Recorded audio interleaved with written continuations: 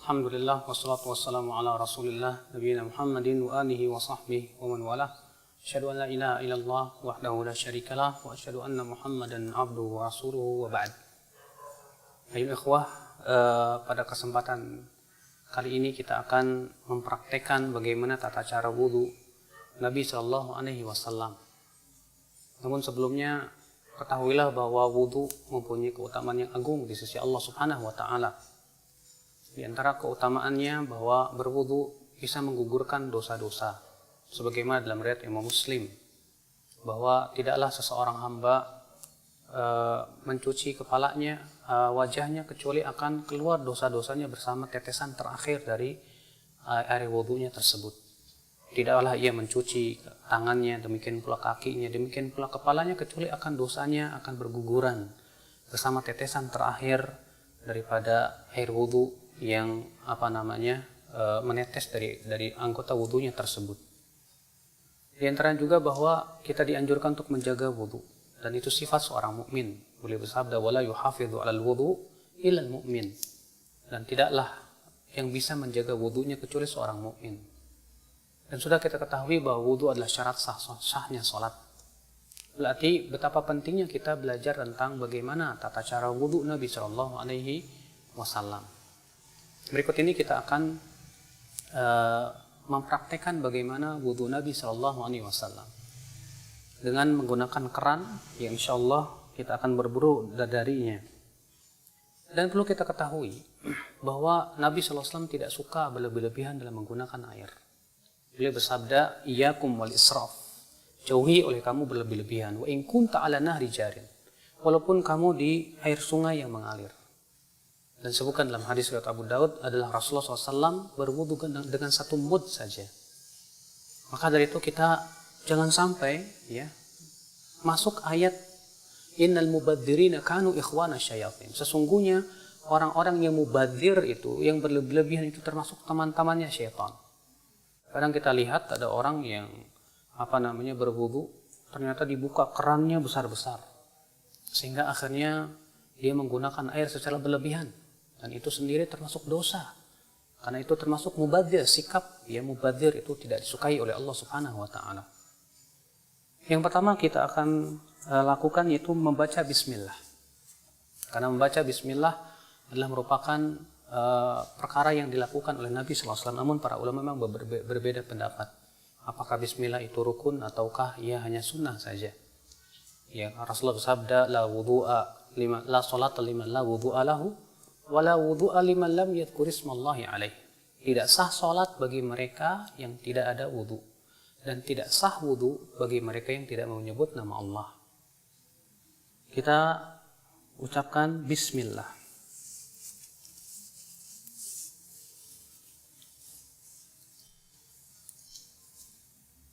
Bismillah, kemudian kita cuci tangan kita 3 kali. Karena Nabi SAW mencuci tangannya 3 kali, sebagaimana dalam hadis Utsman, hadis Abdullah bin Zaid. Kemudian setelah itu kita berkumur-kumur 3 kali.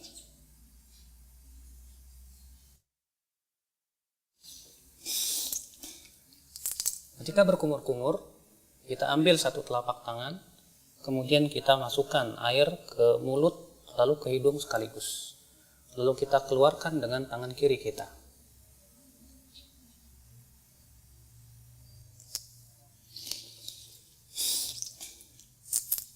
Kita lakukan itu 3 kali.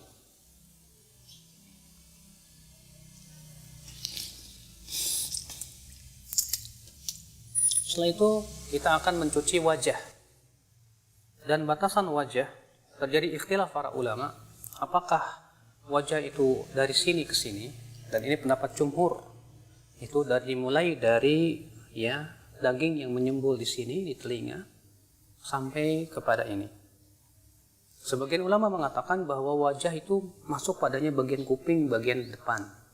Dan ini diriwayatkan dari Ali bin Abi Thalib. Adalah Ali bin Abi Thalib ketika mencuci wajah, beliau mencuci bagian depan telinganya. Ya.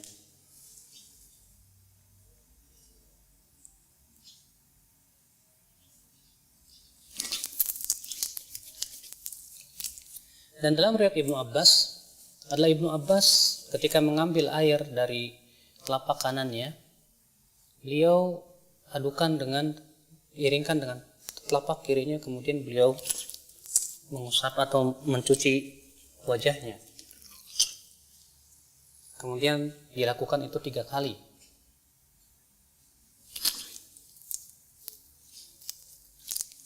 Dan dalam riwayat Ali bin Abi Thalib, adalah Ali bin Abi Thalib setelah berwudu, yaitu mencuci wajah, beliau mengambil segenggam air, lalu kemudian diguyurkannya di ubun-ubunnya dan dibiarkan ia mengalir ke bawah.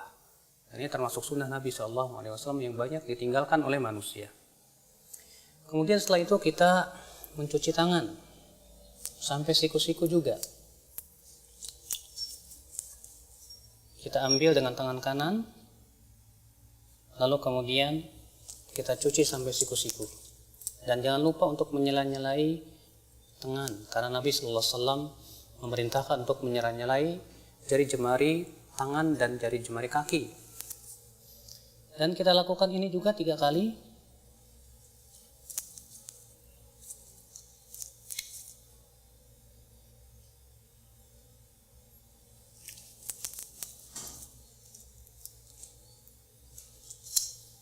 Kemudian setelahnya sebelah kiri.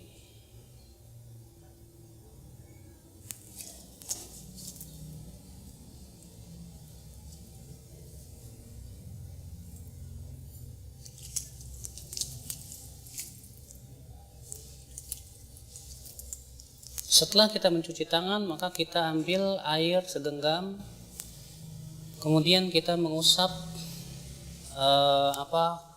kepala kita. Dan tata cara mengusap kepala ada 2 macam. Yang pertama yaitu mengusap dari arah depan, kemudian kita seret sampai ke tengkuk, kemudian kita kembalikan lagi ke depan. Begini. Kemudian kita kembalikan lagi ke depan. Lalu kemudian kita masukkan jari kita ke dalam telinga, lalu kita usap bagian belakangnya. Seperti ini. Karena Rasulullah mengatakan al-udhunan minar ra's. 2 telinga itu bagian daripada kepala. Jadi ini cara yang pertama, itu dari arah depan. Kita kemudian tarik ke mana? Ke tengkuk. Kemudian kita kembalikan lagi ke bawah, ke depan. Kemudian kita masukkan, lalu kita usap bagian luar telinga. Ini cara yang pertama. Adapun cara yang kedua, itu yang disebutkan dalam hadis riwayat Abu Daud juga dari hadis Rubai', bahwa adalah Rasulullah SAW mengusap kepalanya wala yughayyir min sya'ri syai'an. Beliau tidak merubah bentuk rambutnya sama sekali. Ditafsirkan oleh para ulama, yaitu mengusap rambutnya mengikuti alur rambut sehingga tidak merubah. Sebab kalau kita mulai dari depan seperti ini kemudian ke belakang, tentu rambutnya akan acak-acakan. Tapi Rasulullah SAW pernah melakukan supaya rambutnya tidak acak-acakan, itu dengan cara apa? Beliau mengikuti alur rambut, ya, dan mengusapnya hanya sekali saja. Yaitu dengan dalam riwayat Imam Ahmad bin Hanbal, beliau memberikan contoh, diambil air, kemudian dimulai dari tengah, lalu ke depan, kemudian dimulai dari tengah, lalu ke belakang. Ini yang dicontoh oleh Imam Ahmad bin Hanbal. Maka ini kata Al-Imam Al-Khattabi, khusus bagi mereka yang mempunyai rambut yang panjang. Ketika ia berwudu, ia tidak ingin rambutnya berubah. Maka pada waktu itu kita cukup usap kepala kita sesuai dengan alur rambut, sehingga rambut itu tidak acak-acakan. Ini subhanallah juga banyak tidak diketahui oleh banyak kaum muslimin, padahal hadisnya sahih atau hasan, dihasankan oleh Syekh Al-Albani rahimahullah. Dan dalam riwayat Muawiyah ketika mengusap kepalanya, itu beliau menggunakan cara seperti ini. Diambilnya air, kemudian air ini diguyurnya di ubun-ubun, kemudian diusapnya. Seperti ini. Dan ini pun juga dilakukan oleh Rasulullah SAW. Dan itu boleh kita lakukan sekali-kali, karena itu juga dilakukan oleh Rasulullah SAW. Kemudian setelah itu kita akan mencuci kaki. Kita akan cuci kaki dan kita sela-selai dengan jari kelingking. Dalam riwayat Abu Daud demikian, Rasulullah SAW menyela-nyelanya dengan jari kelingking. Kemudian kita cuci sampai mata kaki. Kita lakukan itu 3 kali. Kemudian sebelah kiri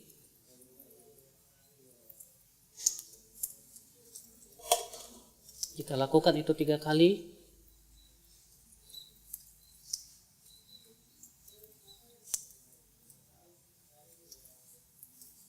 Selesai sudah berwudu. Lalu kemudian setelah berwudu dianjurkan kita mengucapkan asyhadu an la ilaha illallah wahdahu la syarikalah wa asyhadu anna Muhammadan abduhu wa rasuluh. Bisa ditambahkan Allahumma ja'alni minat tawwabin wa ja'alni minal mutatahhirin. Dan disebutkan dalam riwayat Tirmidzi, Rasulullah SAW juga mengajarkan doa lain. Ya, setelah wudu, yaitu subhanakallahumma bihamdik asyhadu an la ilaha illa anta astaghfiruka wa atubu ilaik. Rasulullah, siapa yang membaca ini setelah wudunya, maka akan distempel dan tidak akan pecah selama-lamanya sampai hari kiamat. Subhanallah. Rasulullah mengatakan, siapa yang mengucapkan setelah wudunya asyhadu an la ilaha illallah wahdahu la syarikalah wa asyhadu anna Muhammadan abduhu wa rasuluh, maka akan dibukakan untuk dia 8 pintu surga. Dia bisa masuki 8 pintu surga itu dari pintu mana saja dia masuk. Masya Allah. Lalu kemudian disunahkan kita untuk sholat 2 rakaat. Disebutkan dalam hadis Bilal, Rasulullah bersabda, ya Bilal, bima sabaqtani ilal jannah, dengan apa engkau mendahuluiku ke dalam surga. Kata Bilal, wahai Rasulullah, tidaklah aku berhadas kecuali aku sholat 2 rakaat. Kata Rasulullah, dengan 2 itu kamu masuk surga. Subhanallah. Ini keutamaan yang agung ya akhul Islam. Semoga ini memberikan faidah untuk kita semua tentang bagaimana tata cara wudu Nabi SAW. Ini saja. Subhanakallah bihamdik. Asyhadu an la ilaha illa anta astaghfiruka wa atubu ilaik. Wassalamualaikum warahmatullahi wabarakatuh.